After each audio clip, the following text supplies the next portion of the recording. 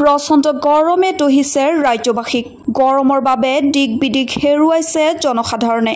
ইফালে প্ৰখৰ ৰ'দত কৃষি পথাৰত সম্প্ৰতি চিৰাল ফাট দিয়াৰ লগতে সেউজীয়া ধান খেতি জ্বলি যোৱাৰ উপক্ৰম ঘটাত দিশহাৰা হৈ পৰিছে কৃষক ৰাইজ। পথাৰৰ অৱস্থা দেখি মূৰে কপালে হাত দিছে বৰচলাৰ ছয়ছবাৰীৰ কৃষক ৰাইজে। বৰচলাৰ ছয়ছবাৰী গেৰেণ্টা গাঁৱত বিঘাই বিঘাই মাটিৰ ধান খেতি পানীৰ অভাৱত মেলিছে চিৰাল ফাট। জলসিঞ্চন বিভাগৰ কোনো আঁচনি ঢুকি নোপোৱাৰ অভিযোগ উঠিছে। উল্লেখ্য যে প্ৰচণ্ড গৰমৰ বাবে বিশেষকৈ কৃষক ৰাইজ দিশহাৰা হৈ পৰিছে। গৰমৰ বাবে বিঘাই বিঘাই শালি ধান জ্বলি যোৱাৰ লগতে চিৰাল ফাট মেলিছে ধাননি পথাৰত। যি সময়ত জলসিঞ্চনৰ বিভাগটোৱে খেতি পথাৰত জলসিঞ্চনৰ ব্যৱস্থা কৰা বুলি দাবী কৰি আহিছে, ঠিক তেনে সময়তে খেতি পথাৰত পানীৰ অভাৱত পথাৰত মেলিছে চিৰাল ফাট। এই দৃশ্য চাওক।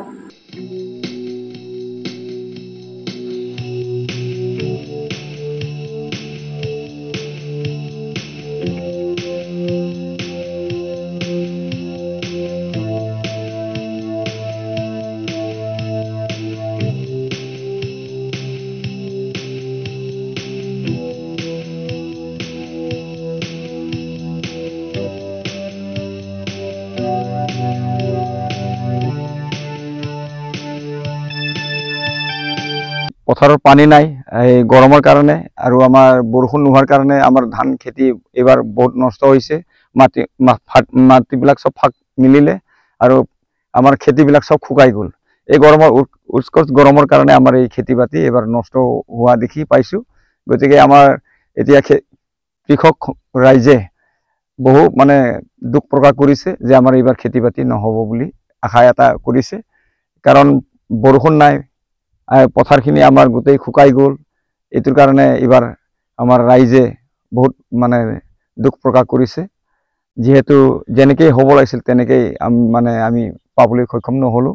বৰষুণ নাই যিহেতু, তাকে আমি অনুৰোধ কৰিব বিচাৰিছোঁ যে যাতে চৰকাৰে আমাৰ এই ছয়ছবাৰী গেৰেণ্টাৰ অঞ্চলৰ যিখিনি খেতি বাতি কৰা ৰাইজ তেখেতসকলে এই খেতি পথাৰত যাতে পানীৰ ব্যৱস্থা যাতে কৰি দিয়ে তাকে অনুৰোধ কৰিছোঁ, যাতে ৰাইজে খুব ফল পাব পাৰে পিছলৈ। পিছত যাতে খেতি বাতি কৰি ব্যৱস্থা তেনেকৈ আমাৰ জলসিঞ্চনৰ ব্যৱস্থা নাই, যিহেতু আমাৰ পিছপৰা অঞ্চল হিচাপে আৰু আমাৰ তেনেকৈ চৰকাৰৰ লগত তেনেকৈ পানীৰ কাৰণে বা তেনেকৈ আঁচনিৰ কাৰণে যোগাযোগ কৰাৰ সুযোগবিলাক আমি তেনেকৈ পোৱা নাই।